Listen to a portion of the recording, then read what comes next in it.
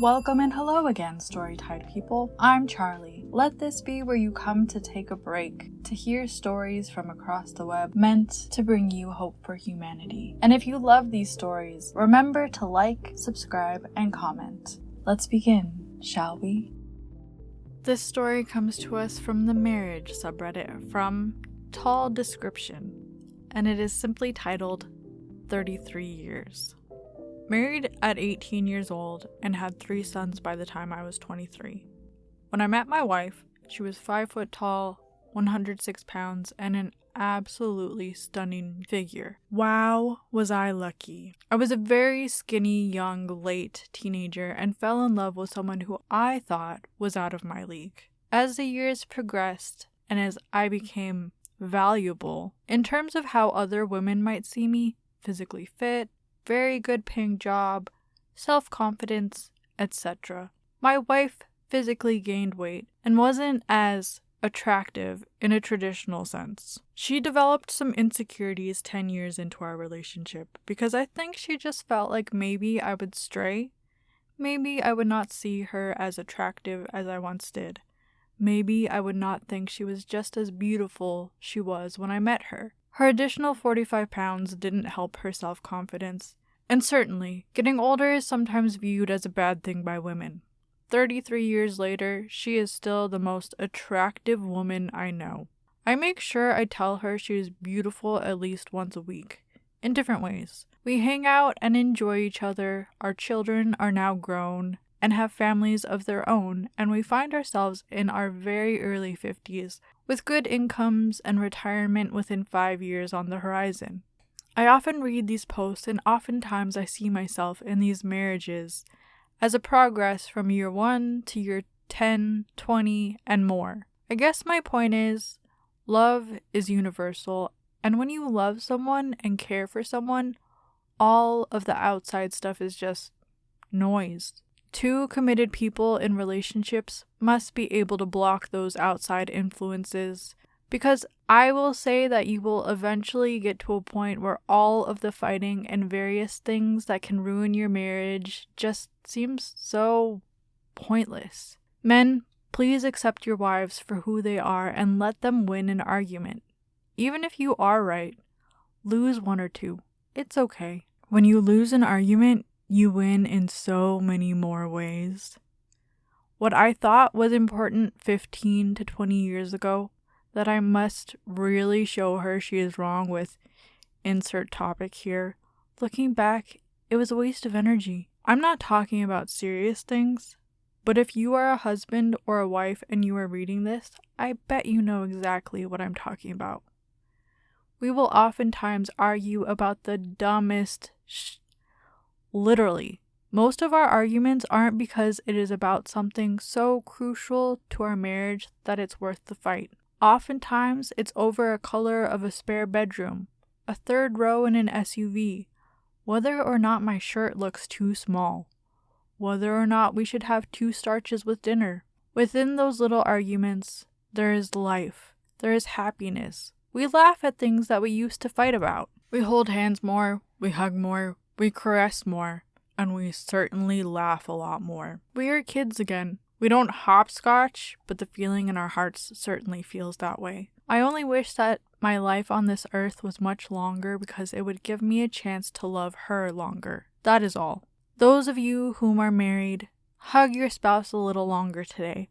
Hug her the way you did when you first met. Treat him like your boyfriend or girlfriend for just one evening, and let him have his argument. You're right, honey. I never thought of it that way. I was wrong today. You made a valid point and I learned something. Just my 2 cents. Such wise advice from a man who has walked the walk and has experience in long-term relationship. It's refreshing to see a relationship like this that is loving and kind. Honestly, I think it's far more common to see examples of drama-filled relationships. Not to say this couple never faced any hardships. I imagine they did, and they used those times to grow together. In the entertainment scape, maybe this kind of story is considered boring, but I think true sustained, lasting, healthy love is sometimes just a little mundane and frankly boring. So it just doesn't get talked about as much as all the drama. But I think this kind of love is beautiful. And I, for one, want to see more examples like this. Let's see what some commenters had to say. Looks like Batty Twinkie agreed. They said, right. Reddit's usually a drama buffet. Then OP drops this wholesome masterpiece like the Mr. Rogers of marriage. Didn't think I needed it. Turns out I did. Peach Glow says, totally with you in a sea of drama. This one just hits different. It's a reminder that lasting love isn't loud. It's steady, patient, and deeply intentional. Here for the drama says, I was fully expecting another "my wife gained weight and I don't find her attractive anymore" post. Was pleasantly surprised to find I was wrong. OP responded to say, I'm glad. I'll take her extra 45 pounds and I love it. To me, she is so attractive. I don't see perhaps what I would have seen 30 years ago. My eyes are tainted for who she is now. That being said, I still think she's physically sexy as hell. I love her body and I always tell her. Hot Mess Mama said, won't lie, I was hesitant on reading this, but man, I'm so happy I did. Been with my husband for 11 years. Should be 15, but it took us 4 years to end up together after meeting. Maybe I will surprise him and let him take the winning trophy in our next argument. Reading this just reminds me to show my love for him and appreciation for everything he does, even more so. Thank you for that. Series Deep says, this was a great read and I agree with all you've said. Married to my wife 20 years and the love only grows stronger each day. Every day, I think of something to do for my wife to make her feel special. We also try and go on a date every week or two. If you become complacent, that is when problems come up.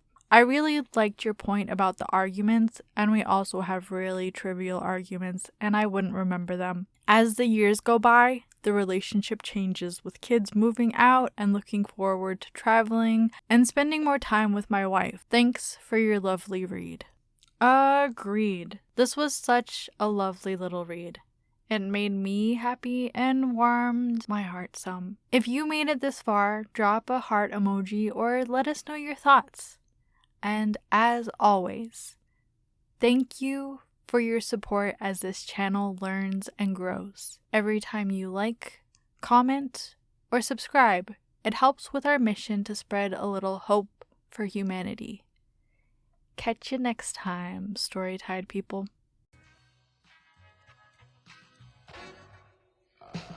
Crowd together, we can all stage a march against the powers that be and show what we can believe in a sane kind of system where people still matter and bureaucrats are grown up and don't throw tantrums. The revolution never comes through an institution. What we need is personal change and resolution, cause everybody's got a brain and story below. So dig deep for its contents, unravel the scroll, and then you'll know a little and begin to learn that this journey is a gift, but you still gotta earn your stripes and your struts and dance with the devil, cause you can't hang tin until you touch hell's kettle.